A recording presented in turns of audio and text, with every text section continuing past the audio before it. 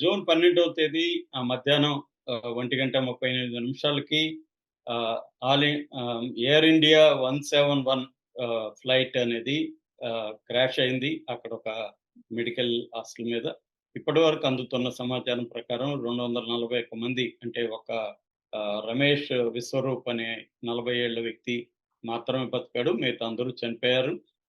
అట్లాగే ఒక 75 మంది వరకు మెడికల్ స్టూడెంట్స్ కూడా చనిపోయారని చెప్తున్నారు. ఇంకా కూడా అది పెరిగే అవకాశం.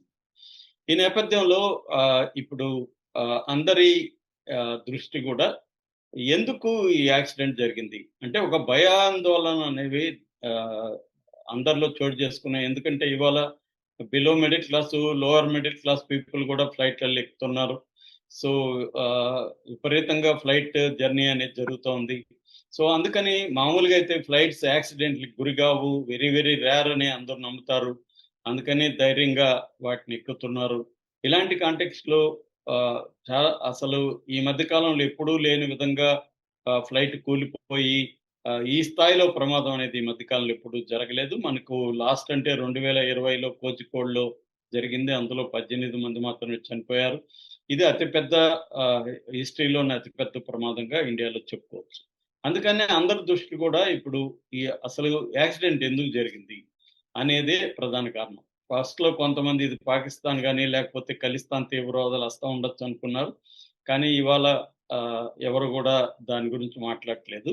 సో, అందుకని ఇప్పుడేమైందంటే అసలు ఫ్లైట్‌లో పైలట్ కారణమా?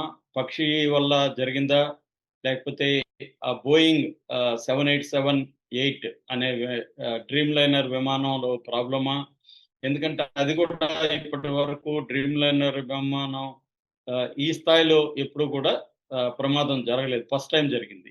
2014 నుంచి కూడా మన ఆహ్, ఎయిర్ ఇండియా ఈ డ్రీమ్ లైనర్ 787-8ని వినియోగిస్తూ ఉంది. యూజ్ చేస్తూ ఉంది. సో, అంటే దాదాపు 10 ఏళ్లకు పైన ఈ విమానం వీళ్ళ దగ్గర ఉంది. మామూలుగా సగటు విమానం వయసు 30 ఏళ్ళు. ఇదేమీ పాత కూడా అయిపోలేదు.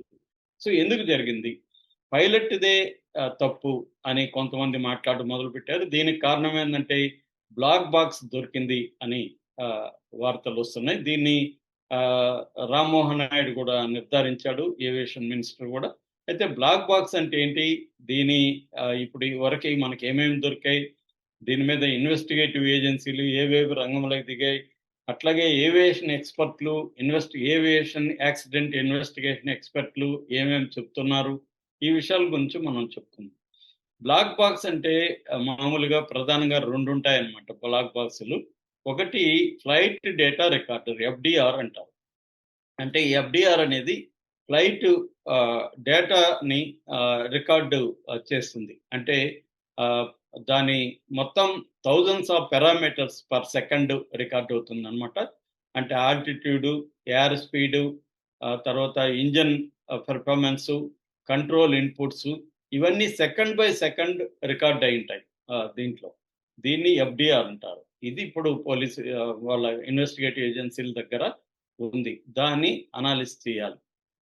ఇది రెండవదొచ్చి సీవీఆర్ అంటారు. సీవీఆర్ అంటే కాక్‌పిట్ ఆహ్, ఆహ్, వాయిస్ రికార్డర్ అన్నమాట.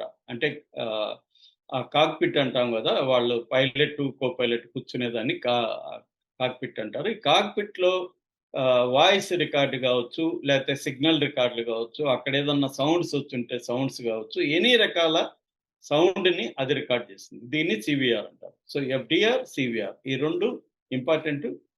సో, ఈ 2 దొరికాయని చెప్తున్నారు. ఈ ఈ రెండిట్లో ఏమంటే ఈ సీవీఆర్‌లో కాక్‌పిట్‌లో ఈ కెప్టెన్ వైస్ కెప్టెన్‌ల మాటలు రికార్డ్ అయ్యుంటాయి. ఆ తర్వాత అక్కడ సౌండ్‌లేమన్నా వచ్చి నాయిస్ వచ్చుంటే అవన్నీ కూడా రికార్డ్ అవుతాయి. సో, ఈ 2 వెరీ ఇంపార్టెంట్. ఈ 2 కూడా లా ఢిల్లీలో లాబొరేటరీ ఉంది. దీనికి స్పెషల్‌గా ఈ ఎఫ్‌డిఆర్ అండ్ సీవీఆర్‌ని డేటాని అనలైజ్ చేసి పరిశీలించే ఒక లాబొరేటరీ ఢిల్లీలో ఉంది. ఢిల్లీకి పంపించారని చెప్తున్నారు.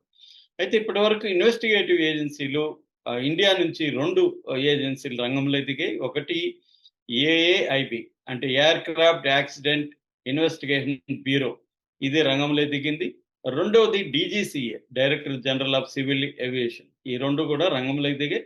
Already director general of civil aviation air ఇండియాకి కూడా కొన్ని రకాల ఆదేశాలు జారీ చేసింది. అదేంటంటే మీరు సెక్యూరిటీ మెజర్స్‌ని ఎలా ఉన్నాయి మీ ఫ్లైట్ మొత్తంలో దీన్ని చెప్పండి అనేది కూడా వాళ్ళు ఆదేశాలు జారీ చేశారు. ఆ మేరకు వాళ్ళు రంగంలోకి కూడా దిగారు. ఇప్పుడిక్కడ ఎక్స్‌పర్ట్‌లు కొంతమంది ఏం చెప్తున్నారంటే అసలు పైలట్ మిస్టేకే జరిగింది దీంట్లో అని వాళ్ళు చెప్తున్నారు.